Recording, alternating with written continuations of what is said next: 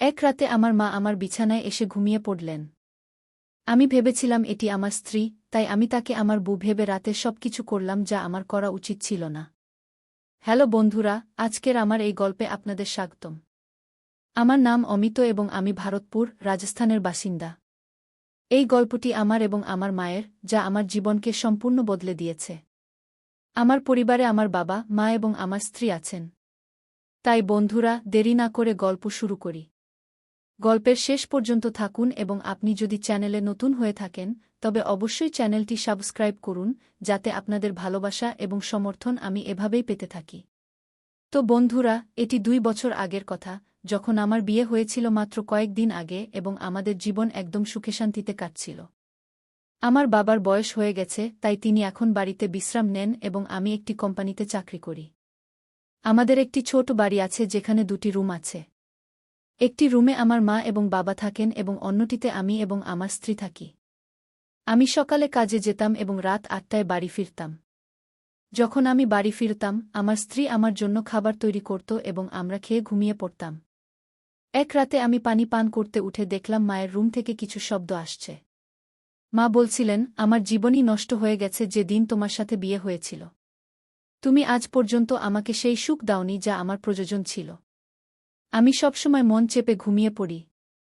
কখনো কখনো আমি তোমাকে জাগিয়ে তুলি, তবুও তুমি কিছু করতে পারো না কি? তখন বাবা বললেন, এখন আমার বয়স হয়ে গেছে, এখন এটা আমার ক্ষমতার বাইরে। খিমা তখন বললেন, তোমার ক্ষমতা ছিলই কখন? জানি না এই ছেলেটা কিভাবে হলো। বেশ কিছুক্ষণ বিতর্কের পর সেখান থেকে শব্দ আসা বন্ধ হয়ে গেল। তারপর আমি পানি পান করে আমার রুমে গিয়ে বিছানায় শুয়ে পড়লাম। এখন আমার ঘুম আসছিল না। মায়ের কথা আমার মাথায় ঘুরছিল। আমি বুঝতে পেরেছিলাম মা কী বিষয়ে কথা বলছিলেন, কিন্তু একটি আফসোসও হচ্ছিল যে মা শুরু থেকেই সেই সুখ থেকে বঞ্চিত ছিলেন। কিছুক্ষণ ভাবতে ভাবতে আমি ঘুমিয়ে পড়লাম। পরের দিন সকালে উঠে দেখলাম আমার স্ত্রী রান্নাঘরে কাজ করছে এবং আমার মা ও বাবা সোফায় বসে আছেন, কিন্তু একে অপরের সাথে কথা বলছেন না। মায়ের মুখ খারাপ লাগছিল। তাই আমি জিজ্ঞাসা করলাম, মা কি হয়েছে? আপনি কিছুটা উদাস লাগছেন কি? মা বললেন, কিছু না বেটা, এমনিই। আমি বুঝে গেলাম, কিন্তু কিছু বললাম না এবং প্রস্তুত হয়ে আমার স্ত্রীকে বিদায় জানাতে রান্নাঘরে গেলাম। রান্নাঘরে গিয়ে আমি পিছন থেকে তাকে জড়িয়ে ধরে ভালোবাসার কথা বলতে লাগলাম। তখনই আমার মাও রান্নাঘরে চলে এলেন। মাকে দেখে আমি তাড়াতাড়ি আমার স্ত্রীকে ছেড়ে দিলাম এবং সেখান থেকে চলে গেলাম। যাওয়ার সময় মা আমার দিকে হালকা করে হাসলেন। সারাদিন কাজে আমি শুধু সেই কথাগুলোই ভাবছিলাম। আমার কোনো কাজেই মন বসছিল না। তখন আমার স্ত্রীর ফোন এল এবং সে জানাল যে আমার শ্বশুরের স্বাস্থ্য ভালো নেই, তাই সে তাদের দেখতে যাচ্ছে। সে হয়তো সন্ধ্যা নাগাদ বা পরের দিন সকালে ফিরে আসবে। আমি বললাম, ঠিক আছে গিয়ে। রাতে কোম্পানিতে বেশি কাজের কারণে আমাকে দেরি পর্যন্ত কাজ করতে হয়েছিল এবং বাড়ি ফিরতে ফিরতে রাত 11টা হয়ে গেল। যখন আমি বাড়ি পৌঁছালাম, দেখলাম আমার মা বাইরে সোফায় বসে আছেন। আমি জিজ্ঞাসা করলাম, মা, আপনি এখনও জেগে আছেন? মা বললেন, হ্যাঁ বেটা, তোমারই অপেক্ষা করছিলাম। আমি বললাম, মা, আমি তো বলেছিলাম আমি দেরি করে আসব, আপনারা ঘুমিয়ে পড়বেন কি? মা বললেন, ঘুম আসছিল না বেটা। তারপর মা বললেন, বেটা, রোজ তো তোমার স্ত্রী দুধ পান করায়, আজ আমি পান করিয়ে দিই কি? মায়ের এই কথা শুনে আমি তার দিকে তাকালাম। আমার মনে হলো তার চোখে একটি অদ্ভুত ভাব ছিল, যেন তিনি আমাকে কোনো অদ্ভুত সুখের সন্ধানে আছেন। তারপর মা বললেন, তাড়াতাড়ি দুধ পান করো বেটা। আমি দুধ পান করলাম। দুধ পান করার 5 মিনিট পর আমার খুব তীব্র ঘুম পেতে লাগল এবং আমি সেখানেই ঘুমিয়ে পড়লাম। রাতে ঘুমের মধ্যে আমি কিছু অনুভব করছিলাম, কিন্তু গভীর ঘুমের কারণে আমি ভেবেছিলাম এটি হয়তো আমার স্ত্রীর হাত। তারপর আমি ঘুমিয়ে পড়লাম।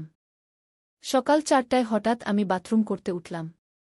যখন আমি লাইট জ্বালালাম, দেখলাম আমার মা আমার পাশে ঘুমিয়ে আছেন। এটি দেখে আমি হতবাক হয়ে গেলাম এবং ভাবতে লাগলাম, তাহলে সেই হাত কি মায়ের ছিল?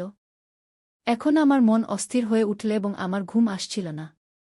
আমি সত্যিই ভাবছিলাম যে শেষ পর্যন্ত মা আমার সাথে এমন কিভাবে করতে পারেন। কিছুক্ষণ পর সকাল 5টা হয়ে গেল। তখন মা চুপচাপ উঠে আমার রুম থেকে বেরিয়ে গেলেন। এখন আমার মনে নানা রকম চিন্তা আসতে লাগল এবং আমার চোখে ঘুম এল। সকাল 7:30 আমার মা আমার জন্য চা নিয়ে এলেন এবং আমাকে জাগালেন।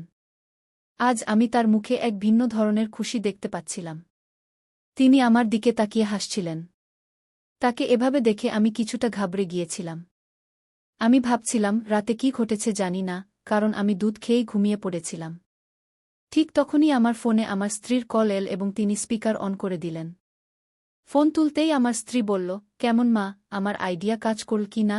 তখনই মা বললেন, হ্যাঁ, খুব ভালো হয়েছে।